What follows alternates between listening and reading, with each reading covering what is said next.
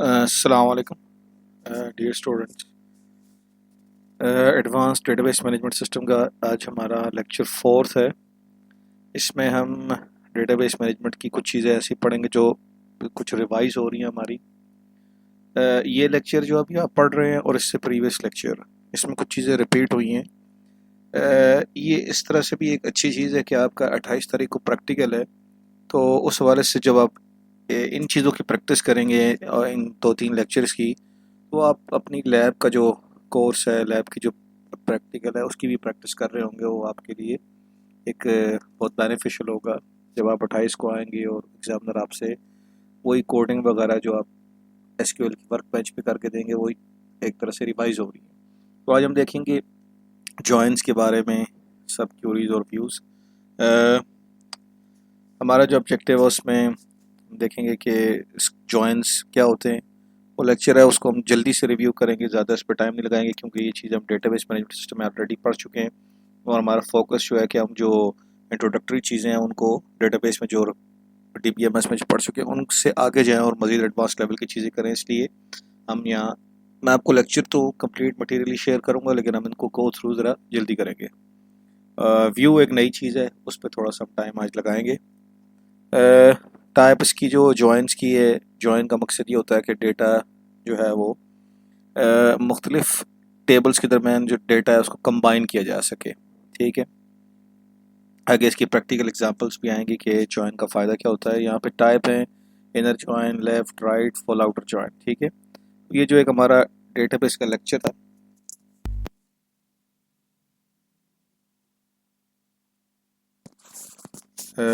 इसे मैं ओपन कर देता हूँ।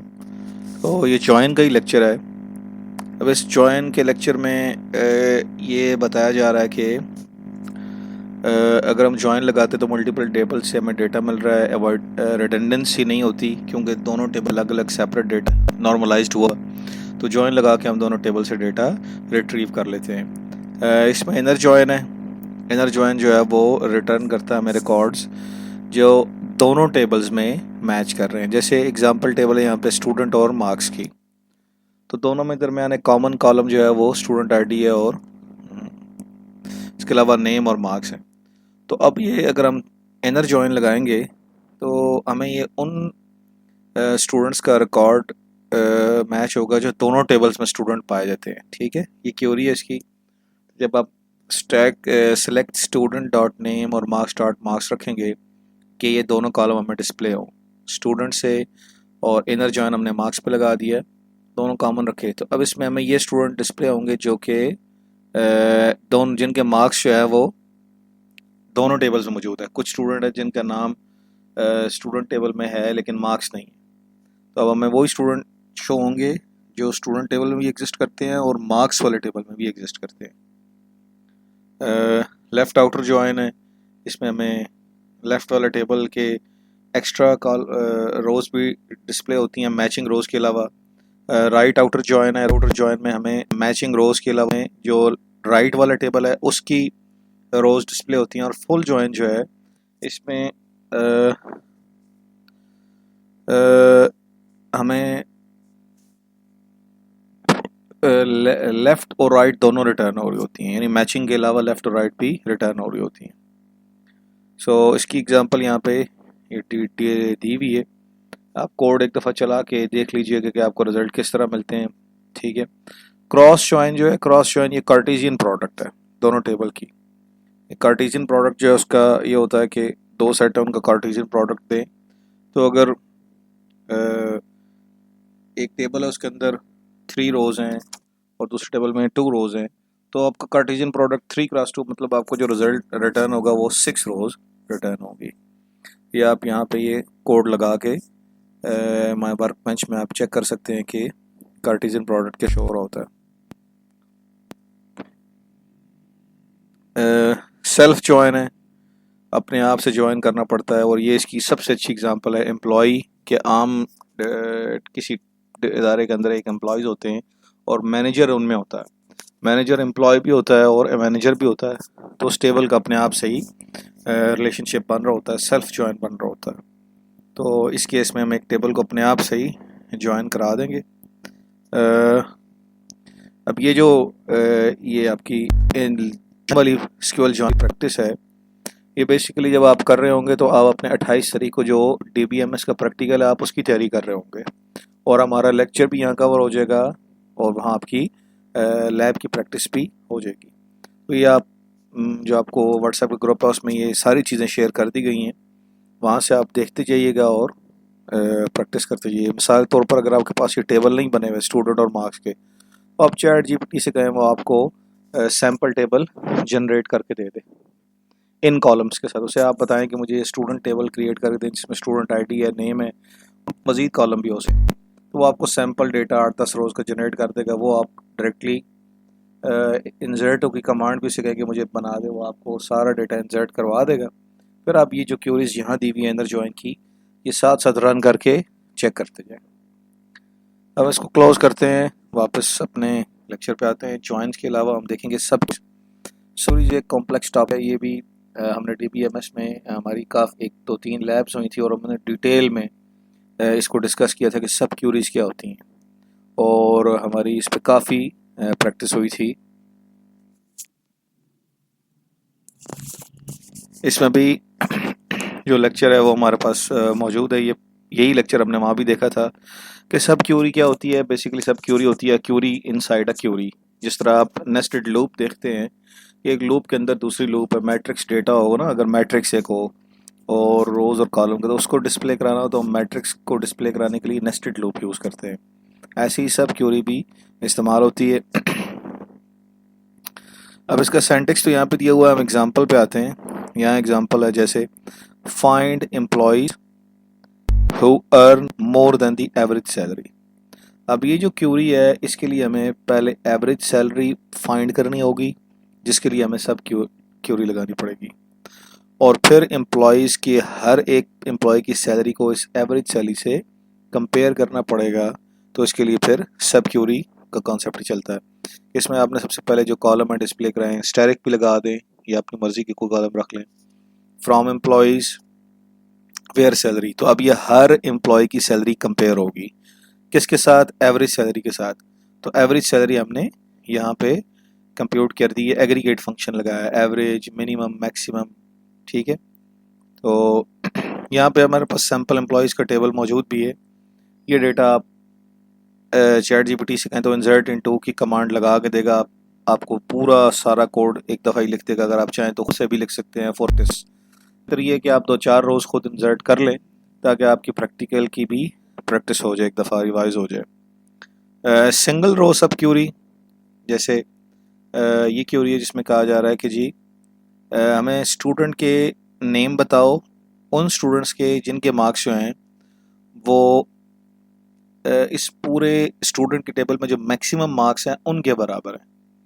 तो अब ये single row max inner query क्या कर रही होगी कि मैक्सिमम मार्क्स उठा लेगी, कंप्यूट करेगी, और आउट क्यूरी करेगी वो सारे स्टूडेंट के नेम जिनके मार्क्स जो है वो मैक्सिमम वैल्यू से मैच कर रहे हैं। अब ये हमारे पास एक इस तरह का टेबल आ जाएगा रिटर्न के।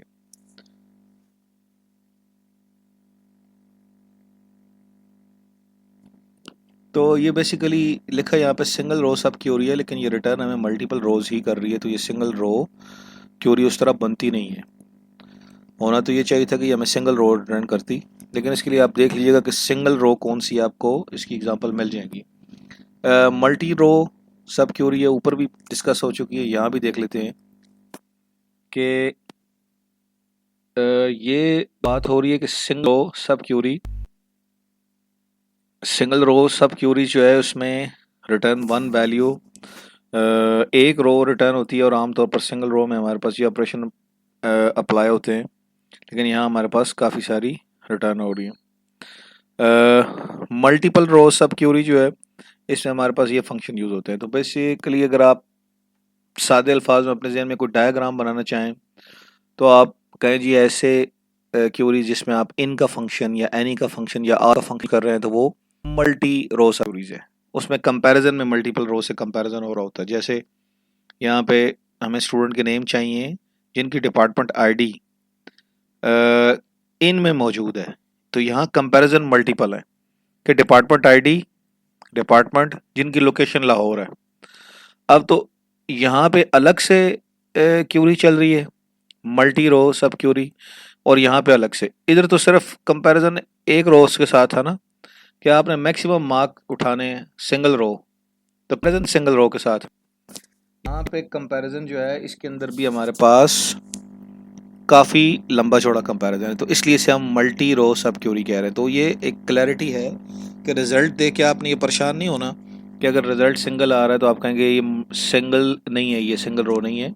यहाँ कंपैरिजन की बात हो रही है कि जब आपने इस हिस्से को, जिसको आप आउटर क्यूरी कहते हैं, इसको कंपेयर कर रहे होते हैं, तो जो इन क्यूरी है वो आपको एक सिंगल रो दे रही होती है, यानी एक सिंगल वैल्यू दे रही होती है, और उससे कंपैरिजन हो रहा होता है आउटर क्यूरी का।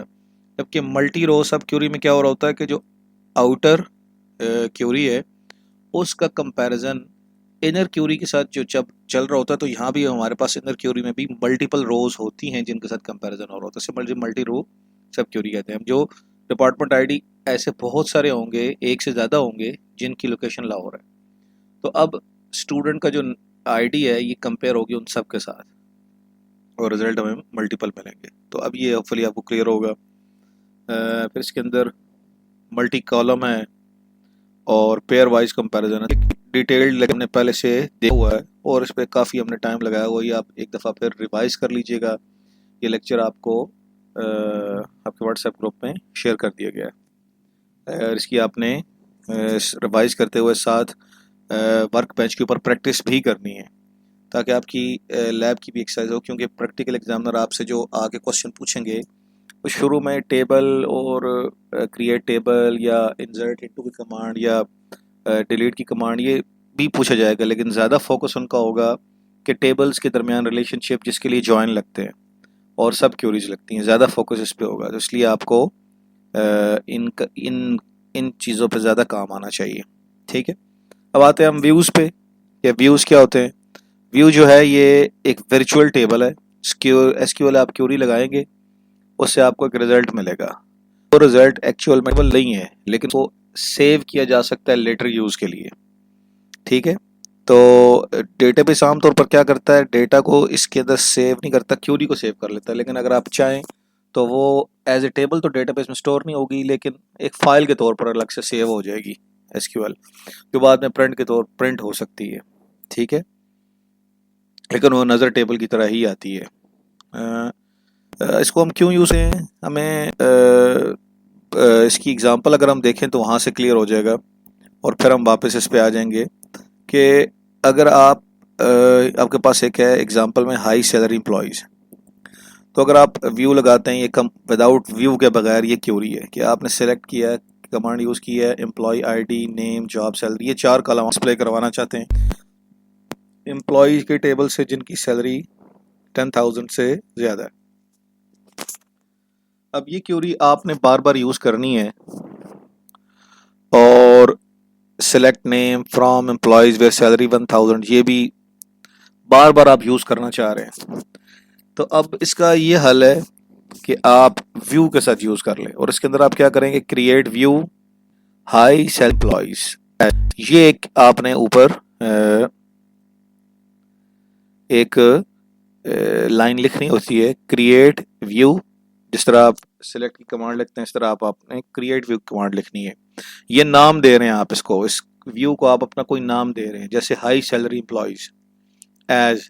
अब यहाँ पे आप क्यूरी लिखते हैं। इसका फ़ायदा यह होगा कि अब आपको ये बार बार नहीं लिख पड़ेगी। जब भी आपको लिखना पड़ेगा तो आप क्या करेंगे, यही रिजल्ट चाहिए तो आप लिखेंगे स्लैक स्टैरिक फ्रॉम, और ये नाम लिखते हैं। तो अब जब आप हाई सैलरी एम्प्लॉयज़ इस तरह लिखेंगे तो ये क्यूरी चल जाएगी जो इसके अंदर आपने सेव की है, और आपको रिजल्ट दे देगी। इसका मतलब क्या है कि क्रिएट व्यू लगाने से वो क्यूरी जो फ्रीक्वेंटली यूज़ हो रही है हमें वो बार बार लिखनी नहीं पड़ती। ठीक है, रेपिटेशन नहीं होती, शॉर्टर क्यूरीज हो जाती हैं, इनको मेंटेन करना आसान होता है। वो क्यूरी जो दिन में आप बार बार, जैसे सेल्स है, today's sale, weekly sale, monthly sale, किसी प्रोडक्ट स्पेसिफिक सेल, तो ये क्यूरी बार बार यूज़ होनी है, इसको आप सेव कर लें, काम आसान हो जाता है। वापस इस पे आते हैं, तो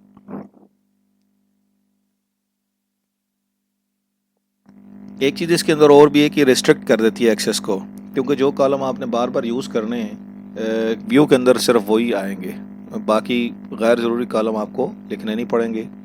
तो ये एक क्लीनर इंटरफेस होता है इसकी वजह से।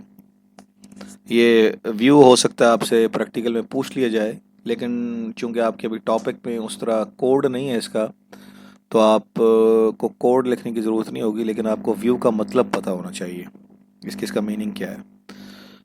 रियल वर्ल्ड में हमारे पास जॉइन की क्या अफादियत है, क्या इम्पोर्टेंस है। बहुत सारे टेबल से आपको रिकॉर्ड चाहिए होगा, तो आप जॉइन लगाते हैं। जैसे कस्टमर, उन्होंने कौन से ऑर्डर किए हैं और कौन सी प्रोडक्ट। तो आप देखें, अगर आप दराज डॉट पी के ऑर्डर कर रहे हैं तो बैक एंड पे जॉइन लग रहा है।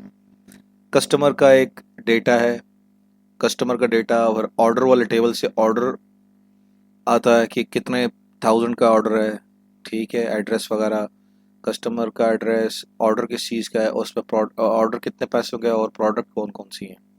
तो ये 3-4 टेबल से मिल के जॉइन लगता है और एक ऑर्डर प्लेस हो जाता है।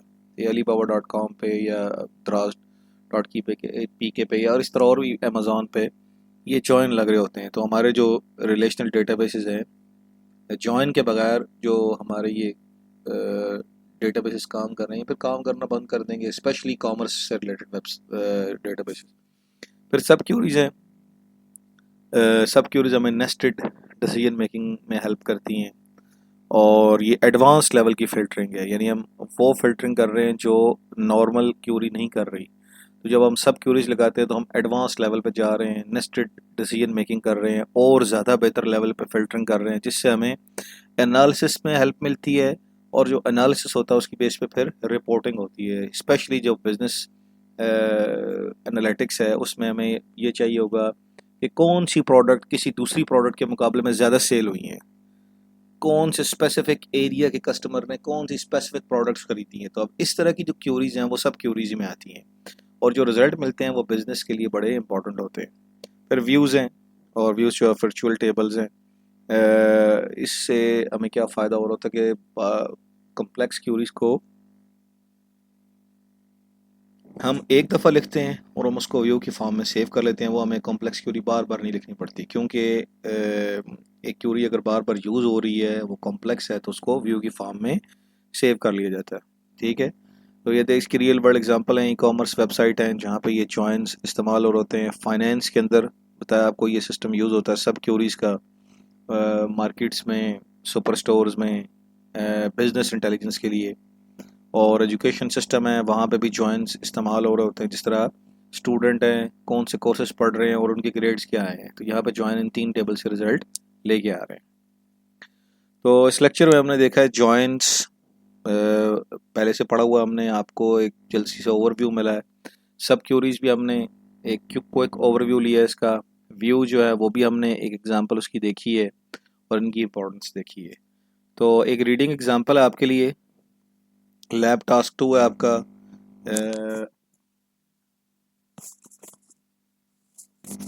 लैपटॉप टास्क 2 के अंदर आपने व्यूज़ क्रिएट करने हैं, और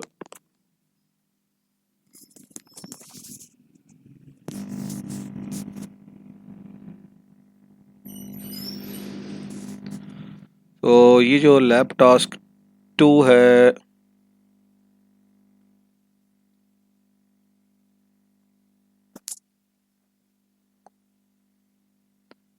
मैं इसको एक मिनट ओपन कर लेता हूँ।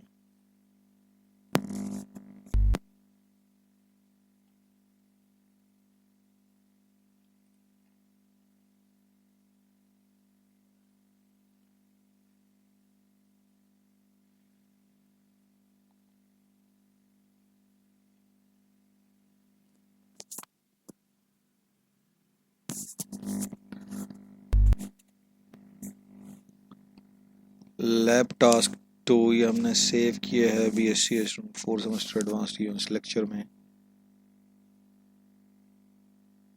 ये यहाँ पे, ये जी लैब टास्क 2, ये भी आपसे मैं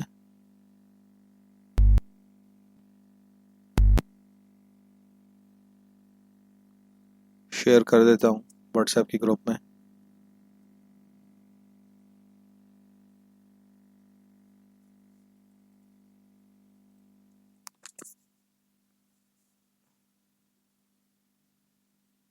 इसकी तो खैर हमें ज़रूरत नहीं है। लैब टास्क 2 ये आपने